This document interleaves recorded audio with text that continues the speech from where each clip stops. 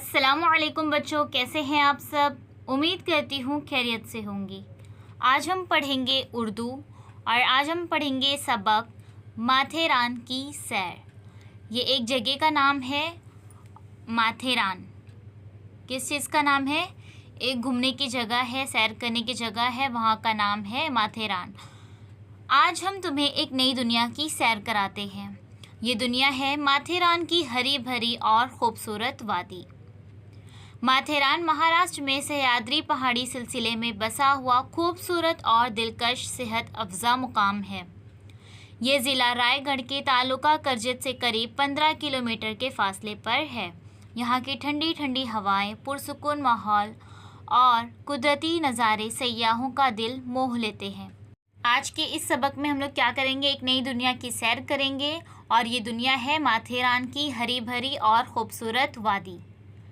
माथेरान महाराष्ट्र में है और पहाड़ी में बसा हुआ खूबसूरत और दिलकश सेहत अफजा मुकाम है। यहाँ की ठंडी ठंडी हवाएं और पुरसुकून माहौल और जो कुदरती नज़ारे हैं वो सयाहों का दिल मोह लेते हैं।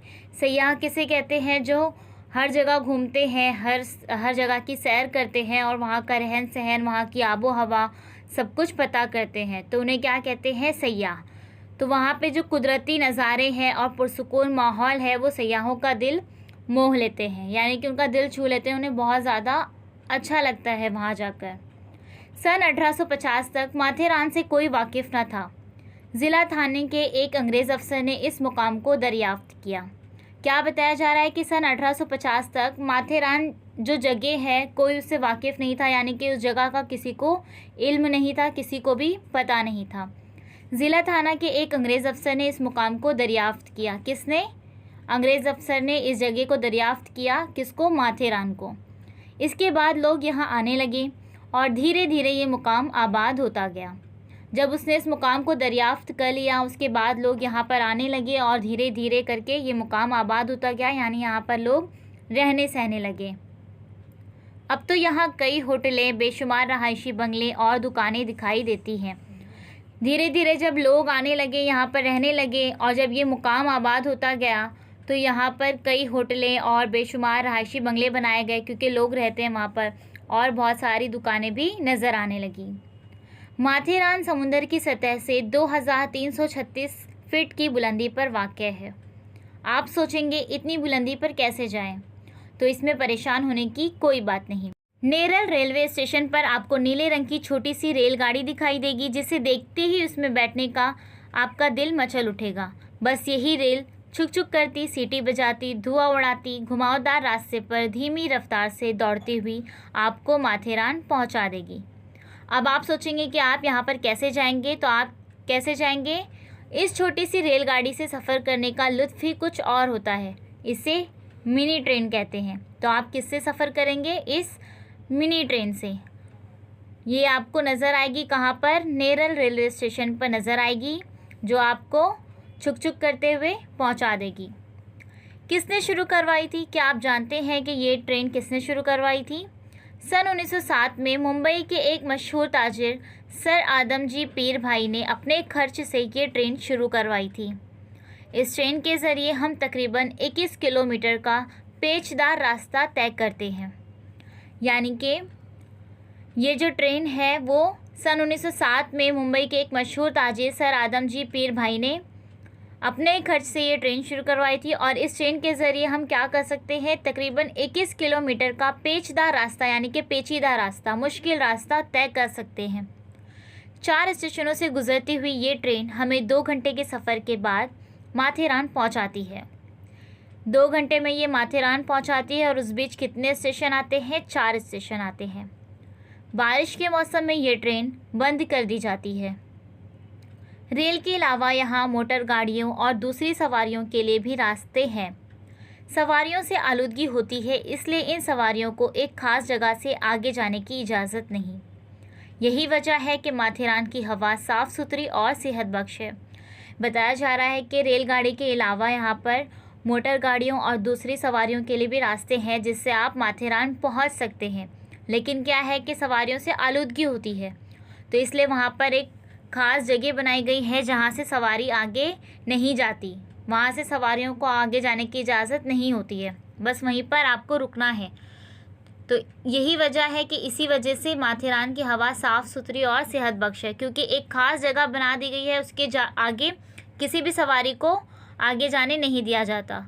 और इसी वजह से माथेरान की जो हवा है वो साफ़ सुथरी है और सेहत बख्श है, यानी कि सेहत के लिए मुफीद है। माथेरान कुदरती दौलत से माला माल है। यहाँ मुख्तलिफ़ किस्म के दरख्त, जड़ी बूटियाँ, जंगली जानवर और खुश रंग परिंदे पाए जाते हैं। क्या बताया जा रहा है कि माथेरान कुदरती दौलत से माला माल है, यानी कि वहाँ पर कुदरती दौलत बहुत सारी हैं।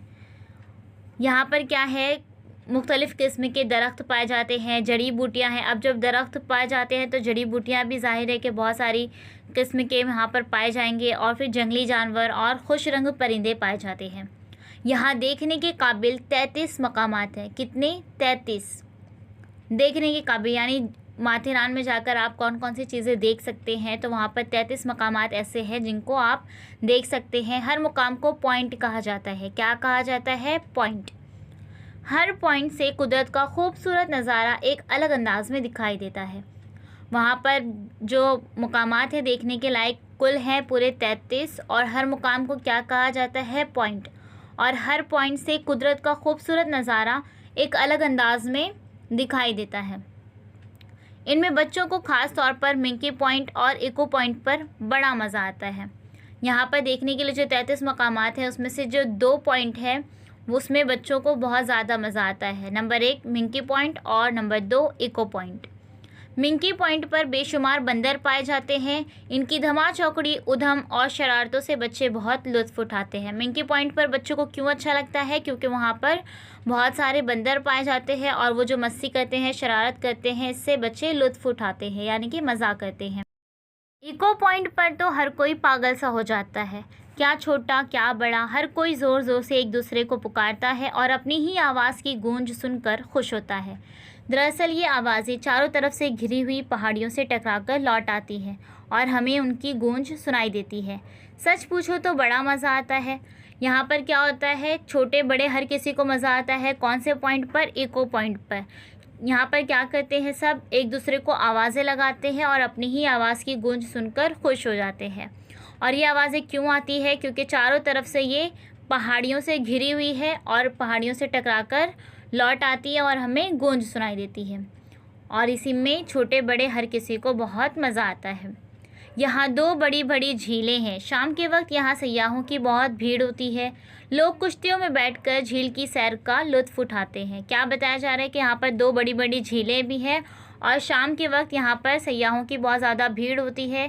क्या करते हैं, सब कुश्तियों में बैठकर झील की सैर का लुत्फ़ उठाते हैं। माथेरान की चिक्की बहुत मशहूर है।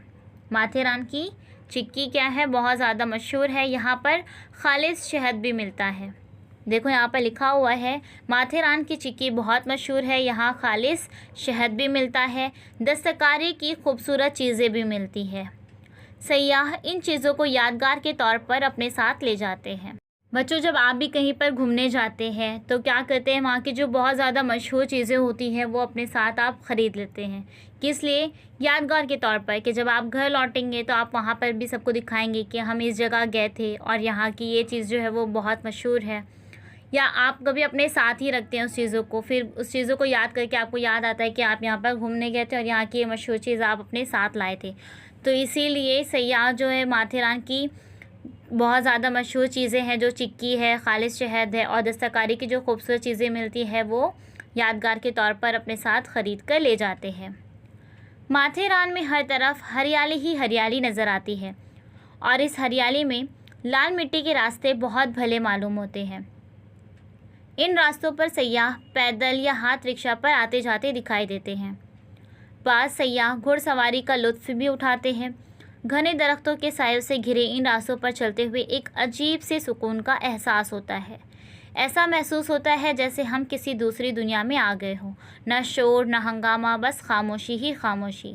ये खामोशी और सन्नाटा कभी किसी परिंदे के बोलने, बंदरों की चीख पुकार या घुड़सवारों के घोड़े के हिनहाने की आवाज़ से टूट जाता है। यहाँ बताया जा रहा है कि माथेरान में हर तरफ हरियाली ही हरियाली है और यहाँ पर जो है एक अजीब से सुकून का एहसास है। ऐसा लगता है जैसे हम किसी दूसरी दुनिया में आ गए हैं। ना शोर है, ना हंगामा है, बस खामोशी है हर तरफ। और ये खामोशी कब टूटती है? जब कोई परिंदा आवाज़ निकालता है, या बंदरों के शोर की वजह से, या घोड़े के हिनहाने की वजह से ये खामोशी टूट जाती है। उम्मीद करती हूँ आपको अच्छी तरह से सबक समझ में आ गया होगा। जल्द ही मिलेंगे एक नई वीडियो के साथ। अल्लाह हाफिज़। Please subscribe the channel and press the bell icon.